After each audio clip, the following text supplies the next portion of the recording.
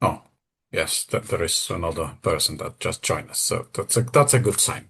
Okay, so welcome everybody. It's my great pleasure to welcome you on another meeting of the lecture series Analytic Philosophy in Visegrad Countries.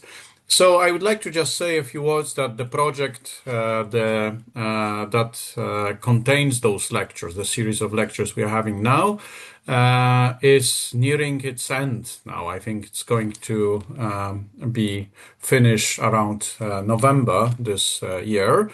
So this is the seventh of 10 lectures we have within the series, but the nice feature of this project is that we are recording all the lectures and they can be watched by all the people who are interested later. So I just would like to share with you a link to our YouTube channel when you can take a look at the previous and past lectures that already took place, and hopefully very soon the lectures we shall have today will also appear on the list. That's what I can promise on my side, that I will do everything to publish it very quickly. So, without further introduction, I would like to welcome our speaker for today, Professor Adam Grobler from University of Opole. Before we begin, I would like to just say a few words about our speaker today. So, Professor Grobler is now the Professor Emeritus at the University of Opole.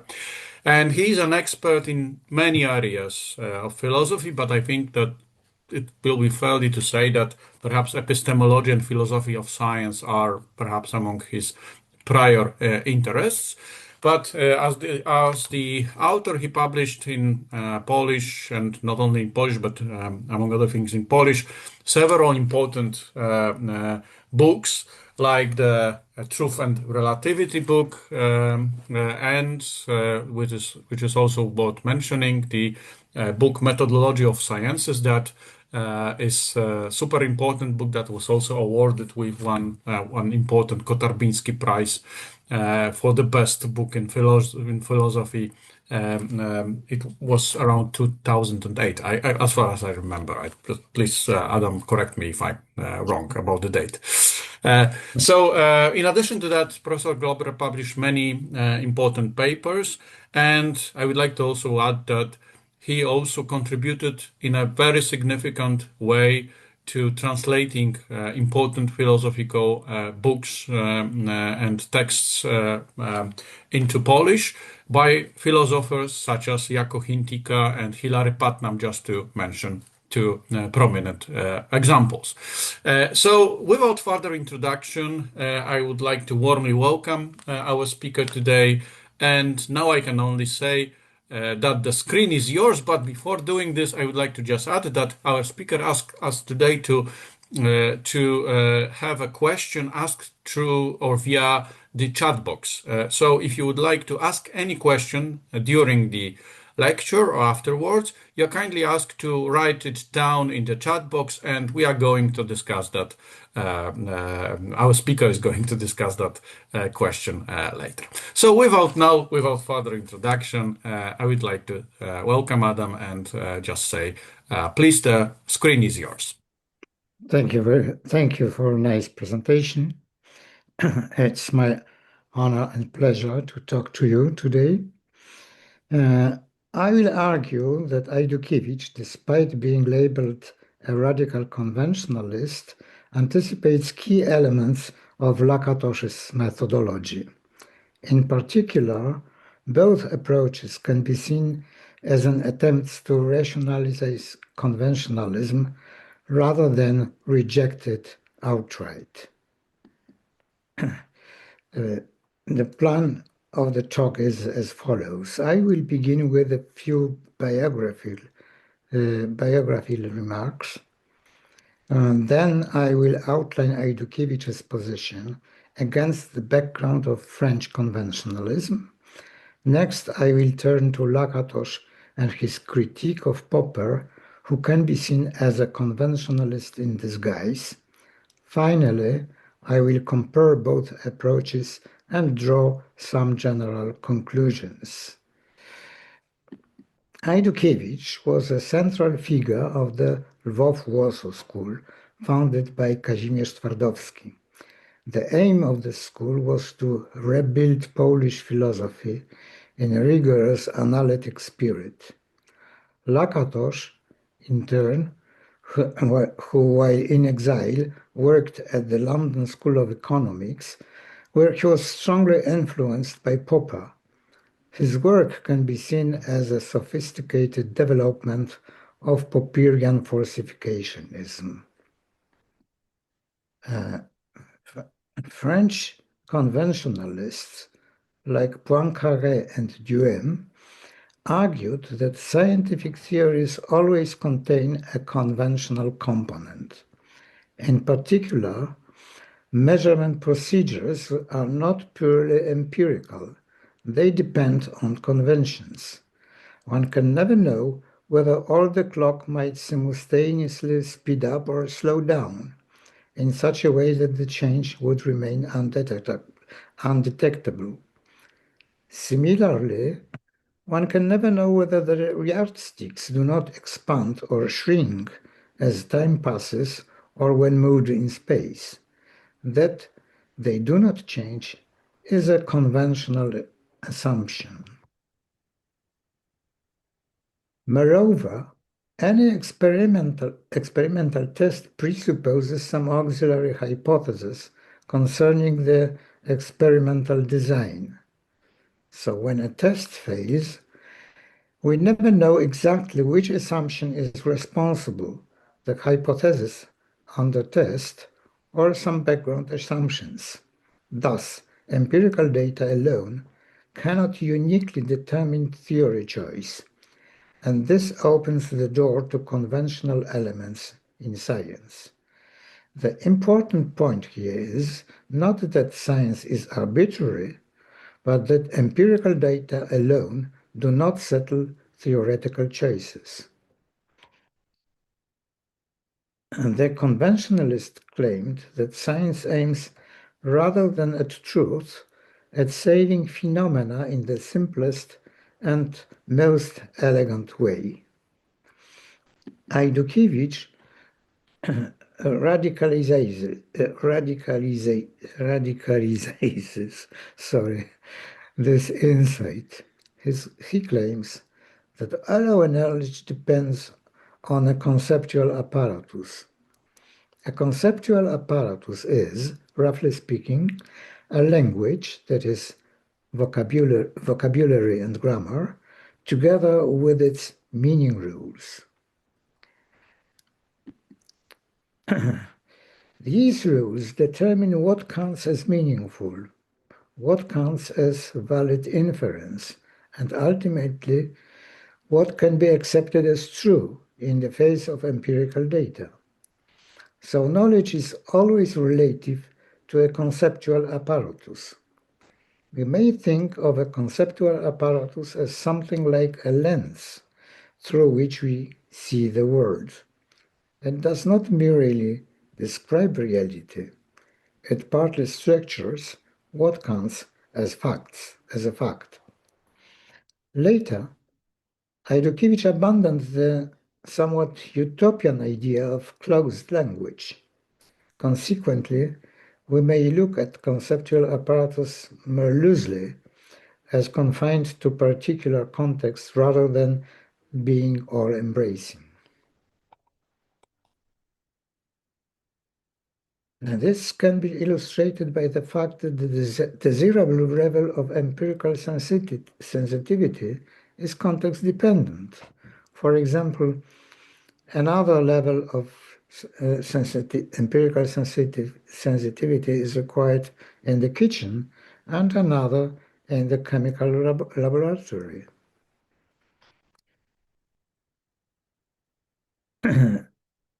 The gist of radical conventionalism is that our entire picture of the world depends on the conceptual framework we adopt.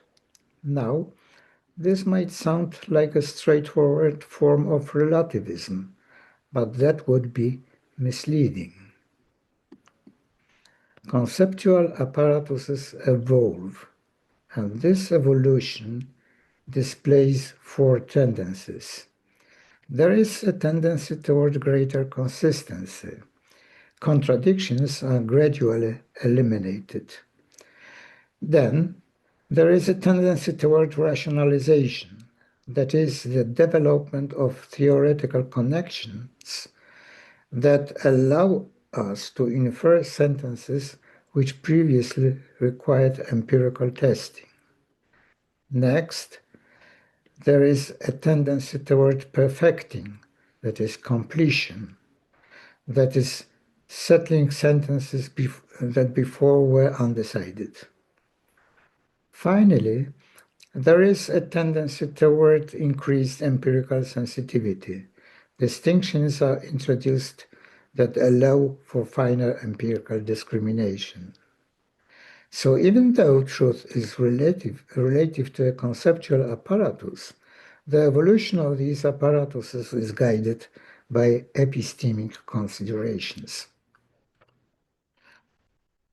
Now, let me pass to Popper's critique. Popper reacts very strongly against conventionalism, as it underestimates the empirical input. For him, a scientific theory must make predictions that could, in principle, be refuted by experience. This is what distinguishes science from pseudoscience or conspiracy theories.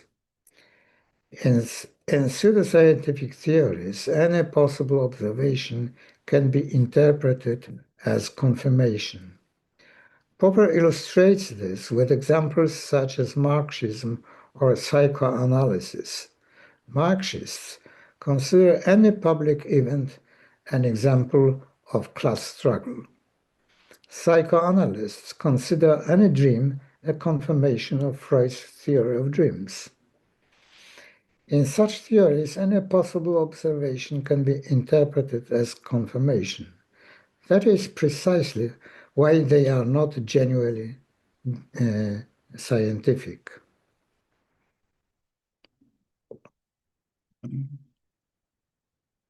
So, here you can see the logical scheme of falsification.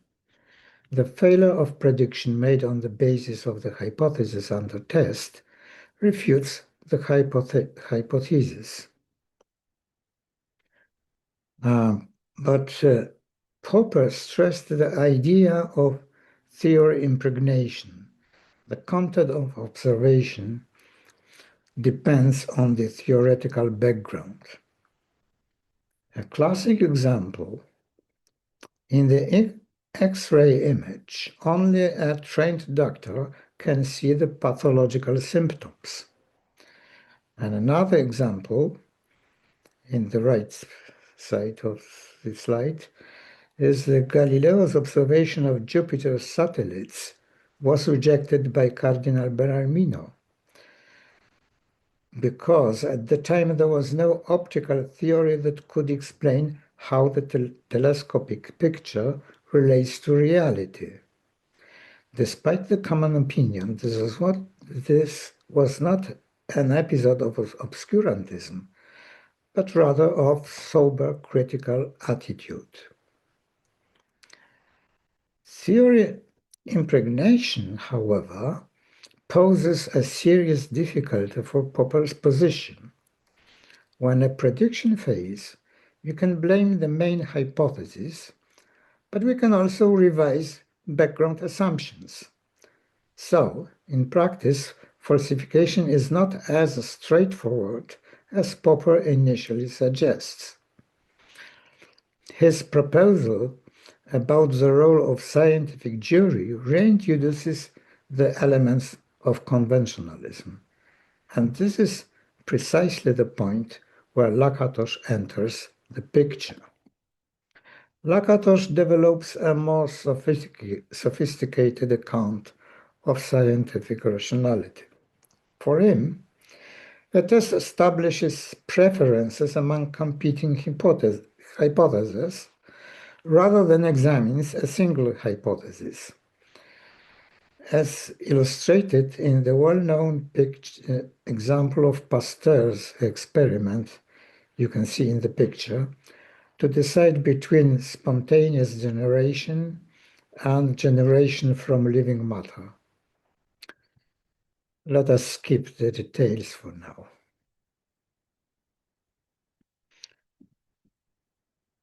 For Lakatos, science proceeds by evaluating sequences of hypotheses that form research programs.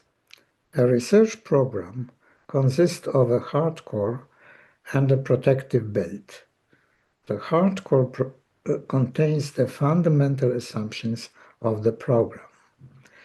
These are not abandoned in the face of anomalies.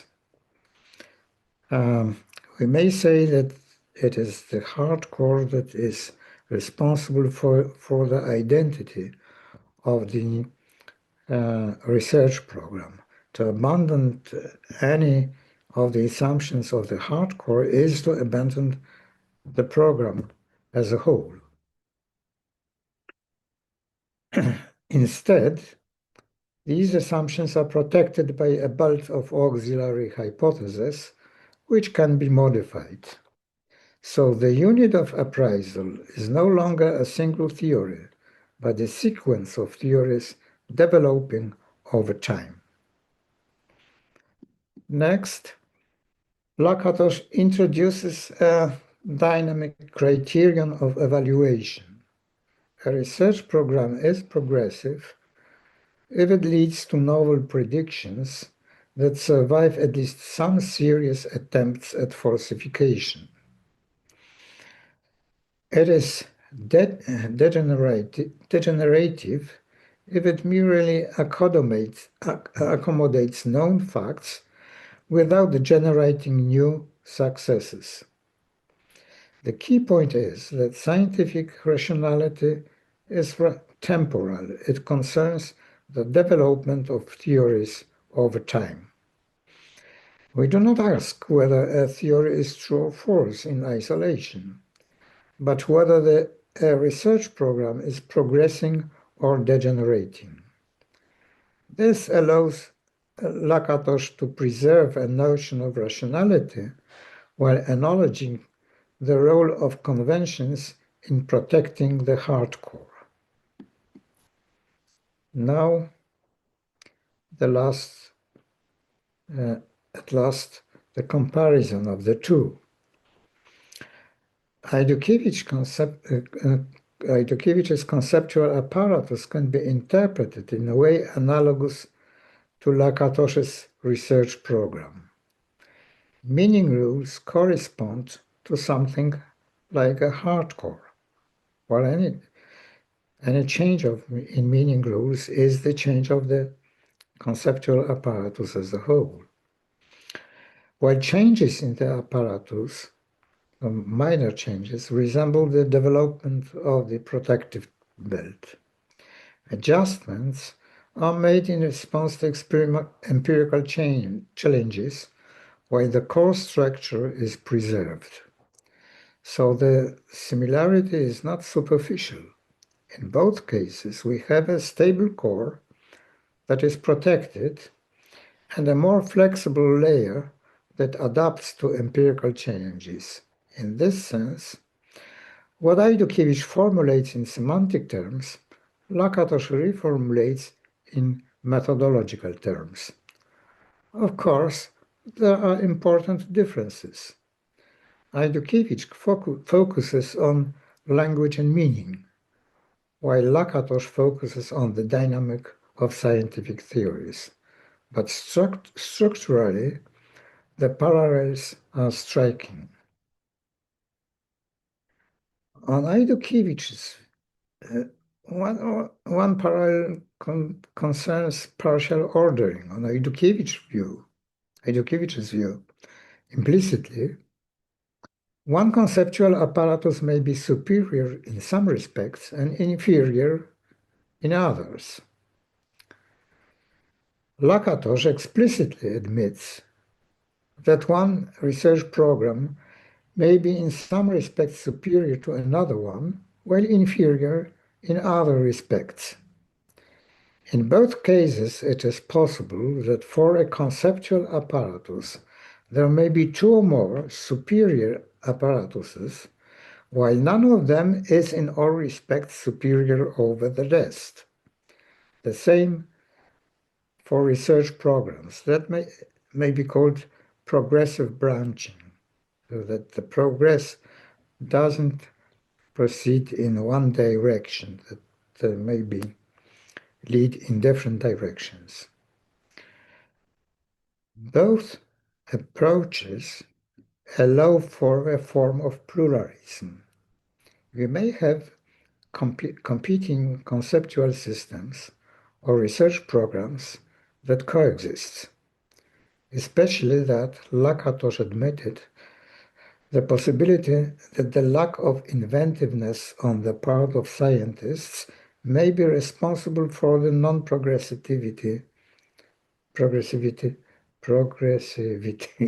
excuse me, of a scientific research program. Consequently, he proposed not to abandon an inferior research program and give it, as it call it, some time for its possible revival.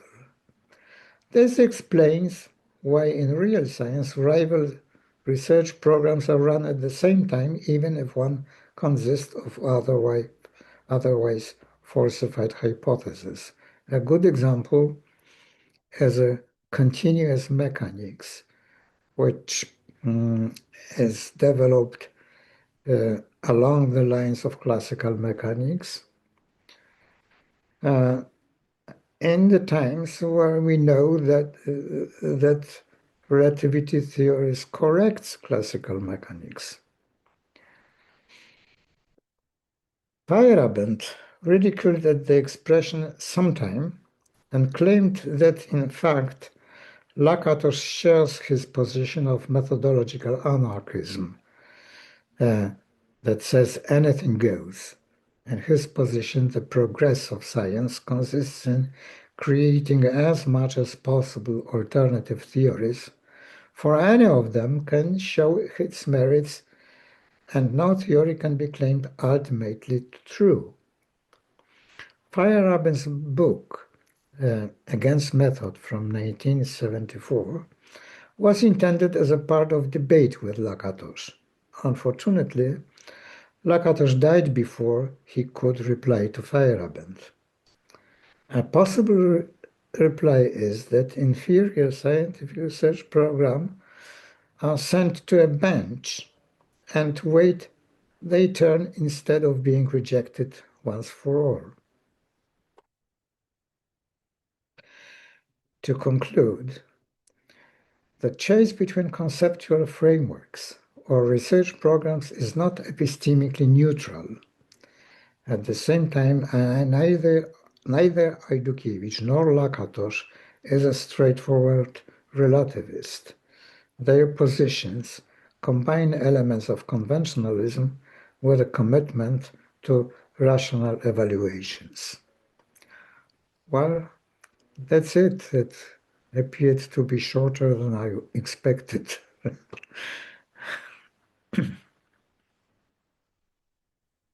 Um, yes, thank you very much. Thank you. So we have plenty of time for questions and for the discussion. So I'd like to open the discussion part of our meeting now. And I would like to just remind you that our speaker asked us to write down the questions in the chat box. So if you'd like to ask a question, feel free to write it down in the chat box, and we'll proceed with the discussion. And perhaps after writing down the question, the person who is asking the question would be also kindly asked to read it aloud, just to, for the sake of recording, so to speak. So let's begin with the questions. Are there any questions or comments? Feel free to join in the discussion.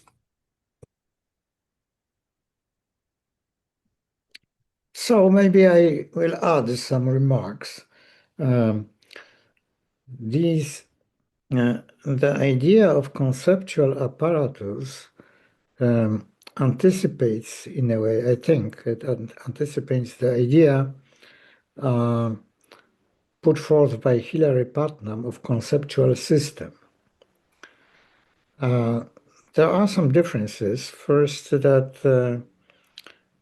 that conceptual apparatus originally uh, was thought of as all-embracing. It is only in later years that when Ajdukiewicz abandoned the idea of a closed language, that it can be uh, look perceived more loosely.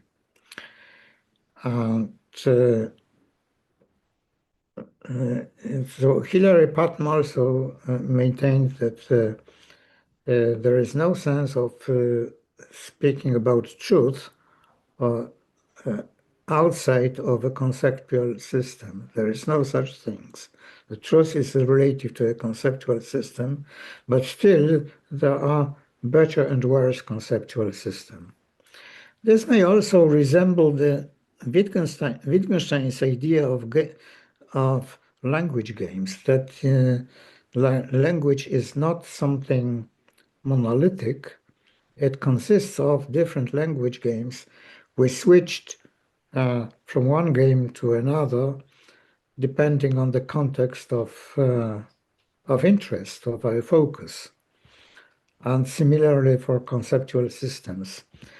And I think that we may today look at conceptual apparatuses in a similar way.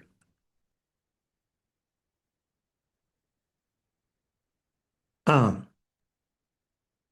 is Okay, the, so yes, we have one question in the chat box from okay. Susanna. Susanna, perhaps can you just also could you please read it aloud just for the sake of recording, and then we'll move on to the discussion.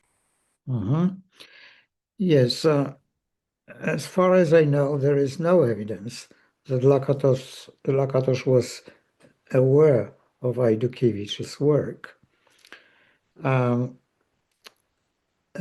as concerns Hilary Putnam, he wasn't aware. I asked him, and Hilary wasn't aware of Ajdukiewicz's work. Um, well, there was quite a long time distance between them. Uh, I think Lakatos was mainly inspired by Popper. Mm. Before he moved to London School of Economics, uh, when he was still in Hungary, he was interested rather in the philosophy of mathematics than philosophy of science. It is Popper who uh, drew his attention to the philosophy of science.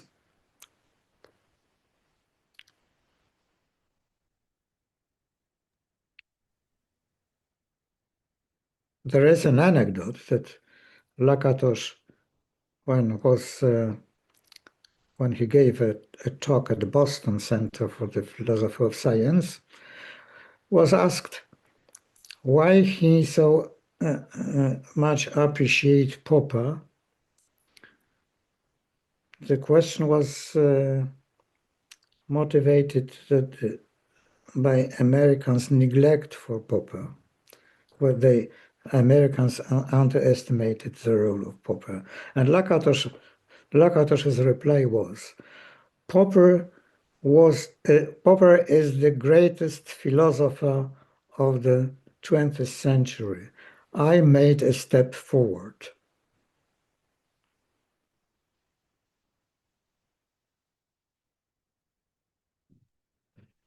Another question.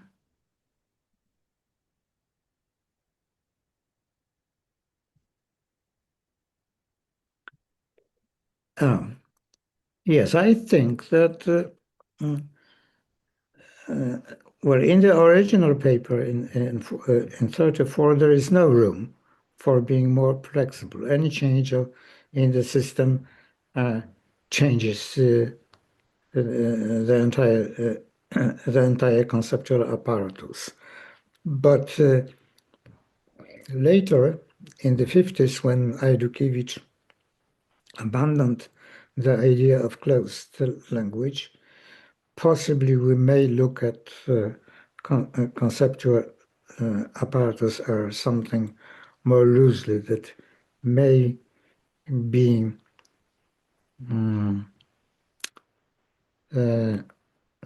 developed with adding some rules without abandoning the former rules. So that the language may tend to be closed rather than being closed in a ready-made way.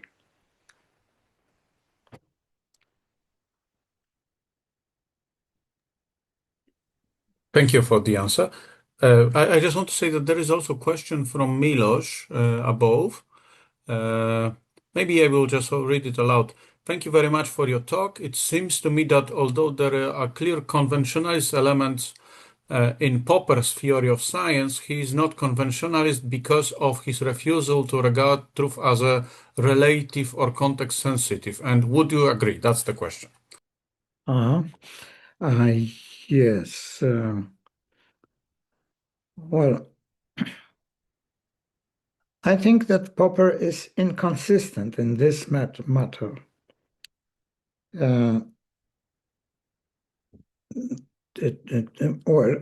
definitely you're right that for him truth is something absolute. He adheres to a correspondence theory of truth, and even was persuaded that Tarski's theory of truth explains the concept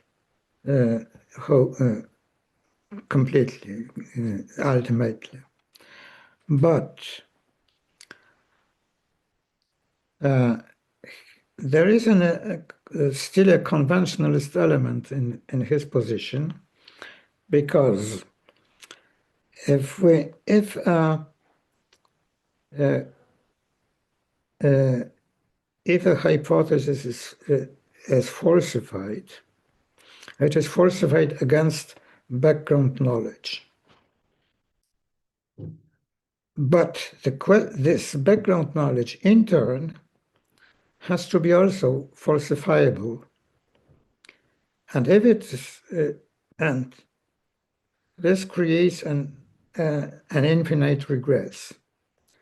And Popper, to stop this infinite regress, says in The Logic of Scientific Discovery that this is a matter of the decision of scientific jury where to stop the regress.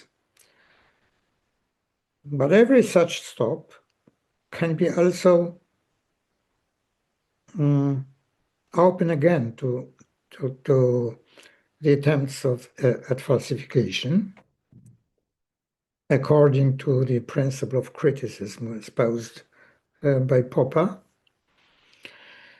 And Popper never put forth the conditions on which the decision of the scientific jury can be revised. So this is just a puzzle in Popper's position. We can never know. We just don't know what are the clues for the scientific jury to maintain or change their decision.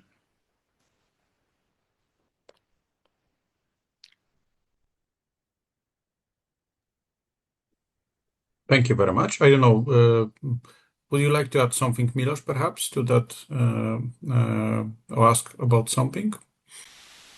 Well, hello. Yes, I can add something. I think that there is still no contradiction with what you say now about Popper and on one side, and on the other hand, between these conventionalist elements and his view that the truth is absolute, because these Mhm. can be reconciled with each other, Yes. I think. But of course, I agree. This is a very well known that there are not enough precise rules for reaching some final decision on the side of scientific jury. Yeah. Mhm. Well, actually, at some point, I find a solution within Popperian framework, but that's another topic. Okay, so thank you.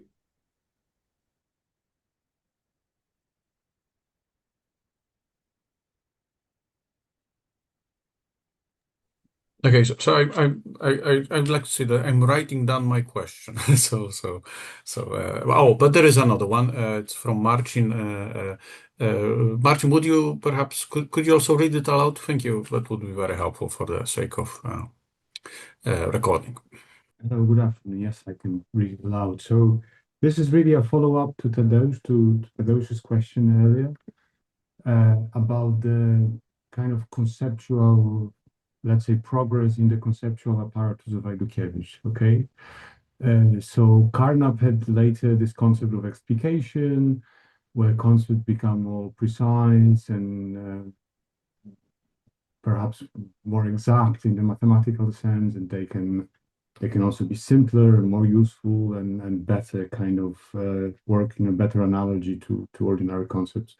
So you mentioned in one of the slides the general kind of principle of conventional progress by French conventionalists, but I'm wondering if rather than the progress in the data that is being accumulated, is there a place for semantic progress and in a certain way of like a feedback loop, perhaps from the data to concepts and so on? And this is, and I'm mentioning this because this is very related to today's work in conceptual engineering and conceptual amelioration and betterment and so forth. Well, I think that Carnap's explication maybe in this may correspond to uh, to empirical sensitivity that it may introduce some distinctions that were not introduced before. But what I think about the possibility of the progress in the conceptual apparatus within a conceptual apparatus without switching to another conceptual apparatus is that if we look at a conceptual apparatus as something which is not ready-made, which has some specified meaning rules which do not decide everything, the progress may consist in adding new rules without abandoning former rules. Abandoning any of those rules could be the switch from a switch from one conceptual apparatus to another. But as long as there are simple additional meaning rules, I think that we may look at it as the progress within the conceptual apparatus in question.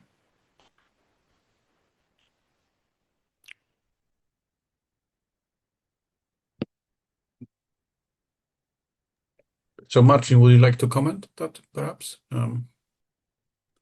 Yeah, so is there any kind of demarcation rule for when the change can be accommodated within the same conceptual apparatus, and when is it a new theory coming? So I don't know, imagine that in biology you discover a species, a certain species of animals that belongs to a certain genus, and I don't know, non-flying birds or black, the kind of stereotypical example, black swans, and you need to kind of update the concept of birds, perhaps, or certain classificatory rules. Does it mean that you have a new theory, or you are still just kind of, let's say, updating things? Well, I think that the demarcation is that if we have to uh, uh, reject some previously accepted sentences, then we have another conceptual apparatus. As long as we simply add new sentences which possibly were not thought of before, we may think it as staying within the same conceptual apparatus. Okay, thank you.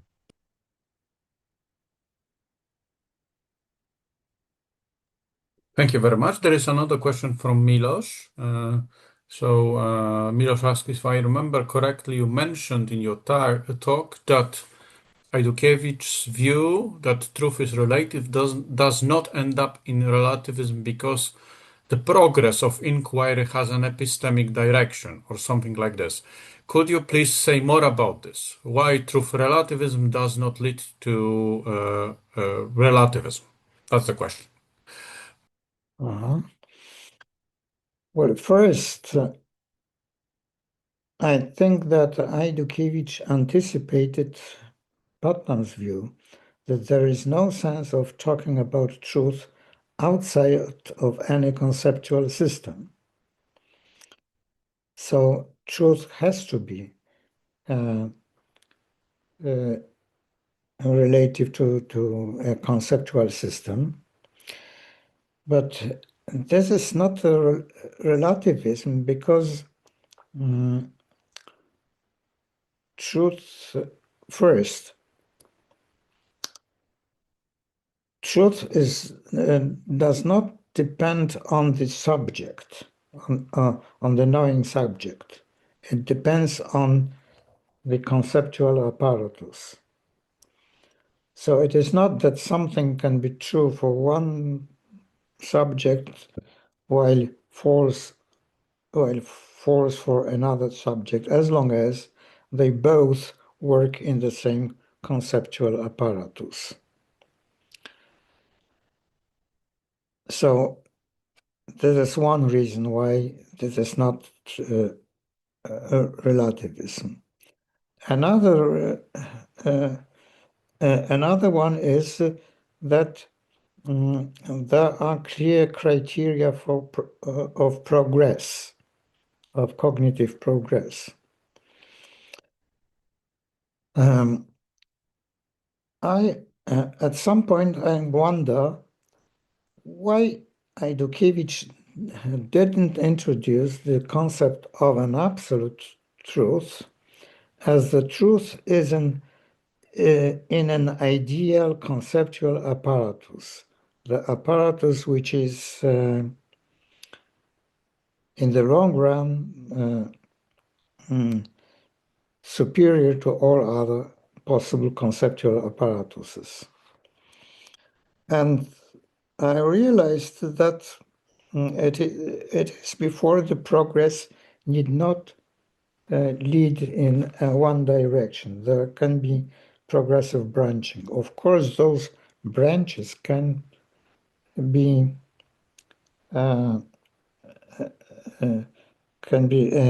ultimately converge to each other, but it is not. There is no guarantee that it will do. So I think, well, I don't know whether Ajdukiewicz would agree with me, but I think that we may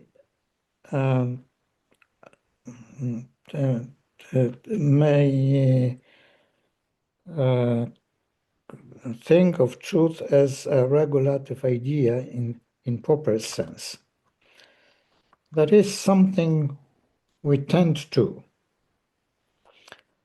Well, and these progressive tendencies and conceptual apparatuses are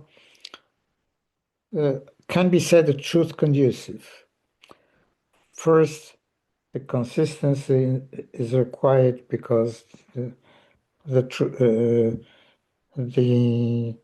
set of true sentences cannot be contradictory.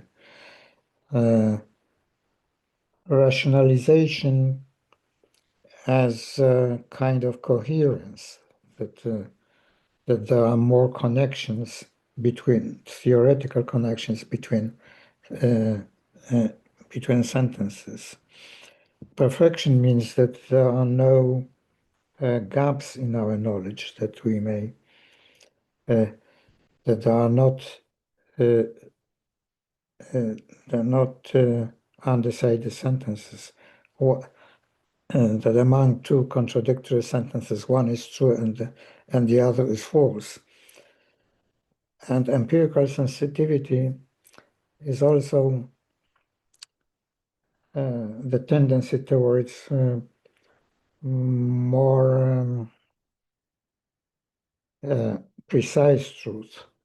So we may think that all these things leads towards the truth with a capital T. But it might be the case, well, it is a metaphor of my invention, that there may be different paths at the top of the mountain, and the top is not accessible at all. So we may approach the top without accessing it ever. So I think that this metaphor is a good illustration of the concept of truth as a regulative idea. And as long as we accept this idea, this is not relativism.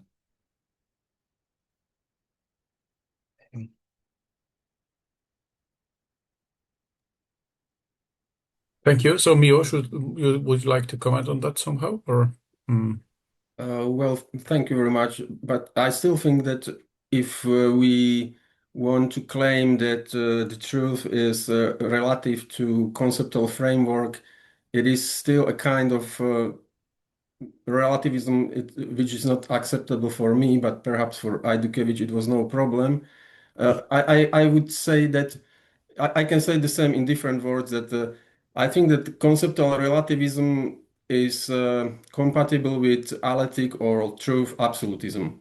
So it's no problem that we speak about the so-called truth from some viewpoint, from inside of some conceptual framework. It's trivial, but it's no sign of considering, or it does not forces us to consider truth to be relative to this framework. And I think that it was also quite good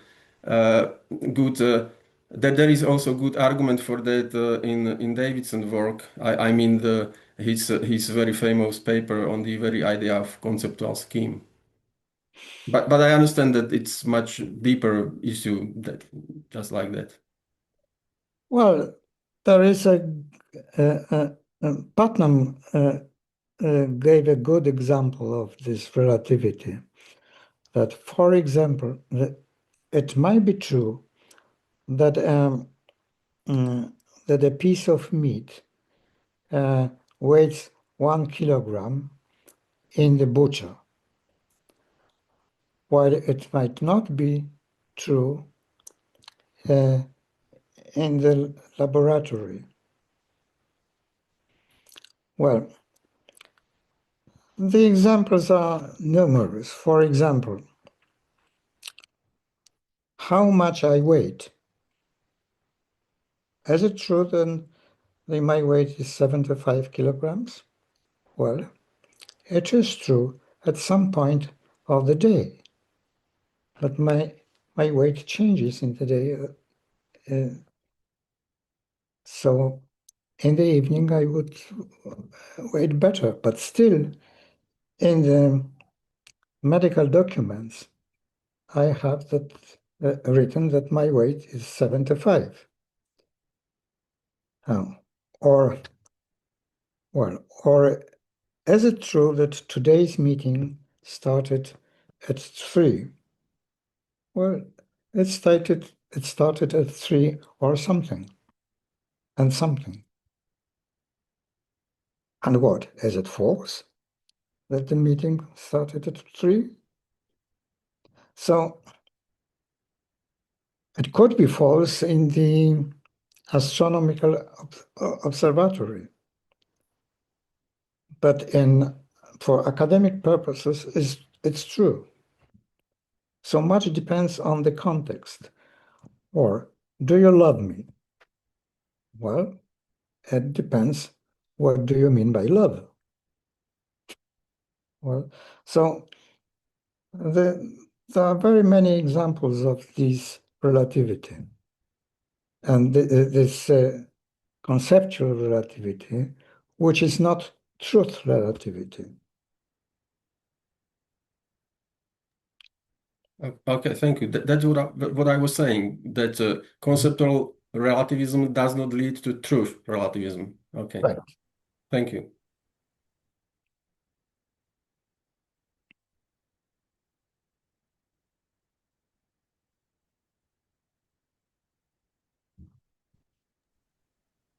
Okay, so I placed one of my questions. So the question is um, the following. It's more about Ajdukiewicz probably than about Lakatos. So I'm kind of interested in because you introduced this idea of comparison between conceptual apparatus. And you said that they can be compared, and so I assume that some can be described as better than the others. So I'd like to a bit ask you if you think that the criteria for comparing the alternative conceptual frameworks, are they only pragmatic, or sometimes they can be non-pragmatic, perhaps related to some Well, I think non-pragmatic? Yeah. they are not pragmatic. Those criteria, I think, are truth conducive if we understand the truth as a regulative idea. So these are epistemic criteria. What is pragmatic in Ajdukiewicz's view is that it just resembles that the concept of progress, his concept of progress, resembles Peirce's idea of the truth as an ideal limit of inquiry. But Ajdukiewicz is careful to avoid the concept of the ideal limit, possibly because he understood that the limit may not exist. That instead of a limit, there can be many points of focus.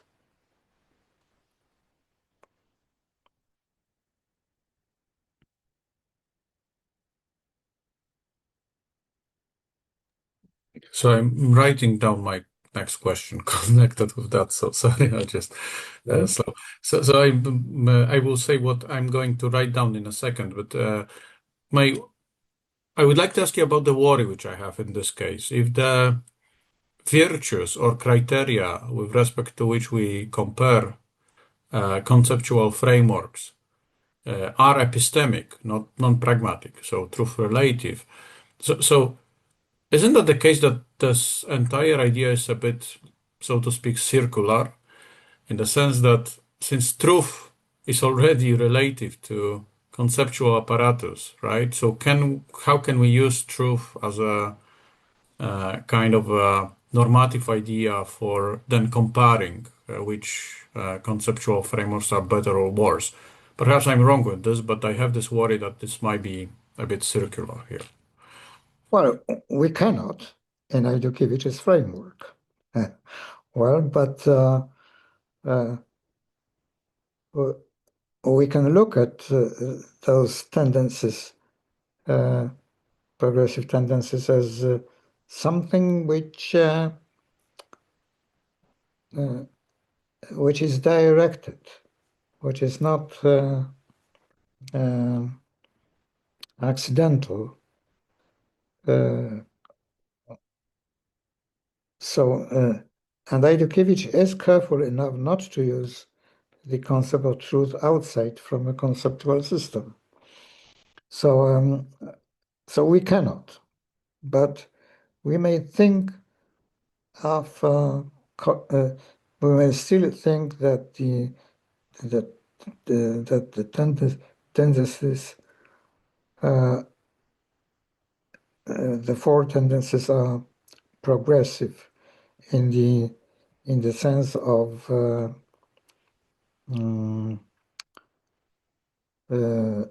the growth of our knowledge.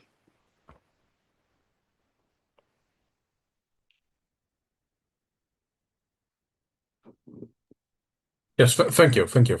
I just shared the question, but it has already been replied. So possibly it's better to say that it is not truth conducive, but that just they tend to the growth of knowledge without the concept of truth.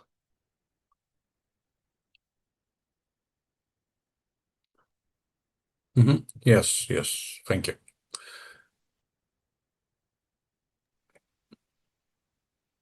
Okay, so are there any more questions?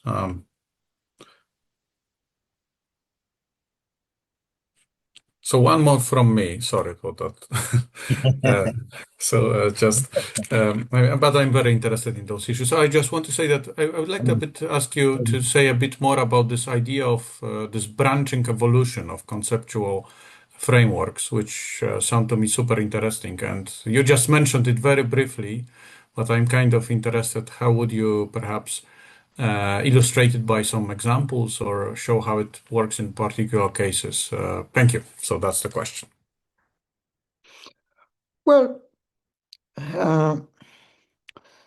some quite obvious examples is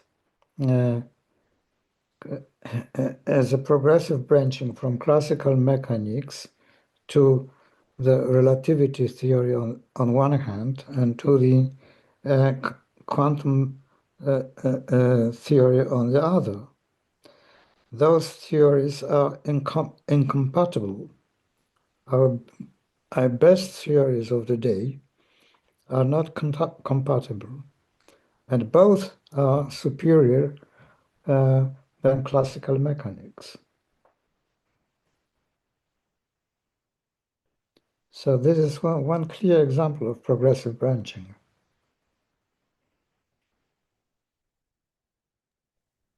Yes, thank you. But I was, I see this in this case, but I was kind of thinking, but this is perhaps improper to ask about that because I was always somehow seeing Ajdukiewicz idea as more related to meaning of expressions in natural languages, among other things. So I was thinking, can we also provide examples of such evolution in case of natural language terms and natural language concepts, but probably this is improper question in that context because we are talking here more about theories actually than. Well, not at all, because these changes were conceptual changes. So when we pass from classical mechanics to special relativity, for example, we cease to understand simultaneity as a relation between events. Simultaneity becomes the relation between the events and the framework, a three-place relation instead of two-place one. And when we pass from classical mechanics to quantum theory, we also abandon the concept of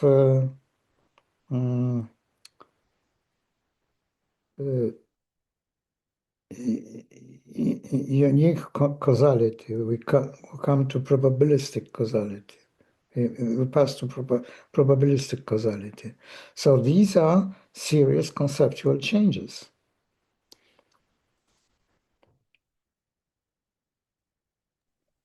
Yes, thank you. So I was also thinking that perhaps, I don't know, if we have a naive concept of class, right, for instance, in mathematics, and then we might think about the axiomatic set theories that were developed later. And of course, we know that there are many of them, not one, but many of them, right? So I think that everyone can be seen as this branching step in the evolution of the conceptual structure in this case, right? So, yes. Thank you. And similarly in logic, we have many three-valued logics.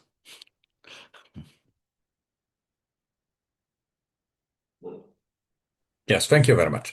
Okay, so are there any questions or comments?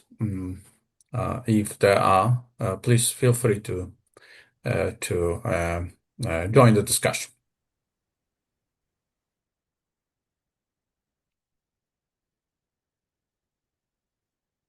So I think that you care much about my earning the money I will receive for this talk. Not to be too short.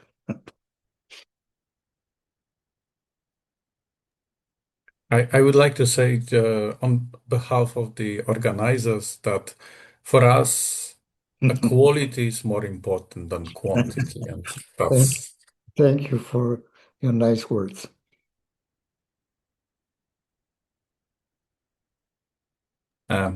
Okay, so last call for questions. I promise I will not ask more than because I already asked too many. I assume. So are there any comments or questions? Not too many. You just hired me.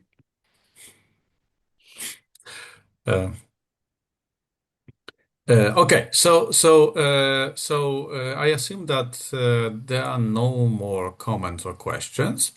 So if this is the case, then I would like to thank our speaker for the lecture and for the patience with answering the questions today. And I think that will be fair to say that the last word, before I shall add some perhaps announcement at the end, should belong to the speaker. So I'd like to ask Professor Grobler to say something as a closing words for this talk. Well, thank you very much. It was very nice to talk to you. I haven't expected that I would be asked for a lecture anymore at my age. And this happened thanks to you. Yes, so thank you very much once again. And the last thing I would like to say is that I would like to remind everybody who somehow is connected, for instance, by the very fact of being present here, that we have a call for papers open now for the workshop, the third workshop of our project, which is the philosophy of language in analytic philosophy in Visegrad countries. So the workshop is planned for this September, and it's going to take place in Warsaw. And we still have a call for papers open, and I shall just share with you a link to the announcement. And everybody here is kindly asked to submit something. So just give me a second.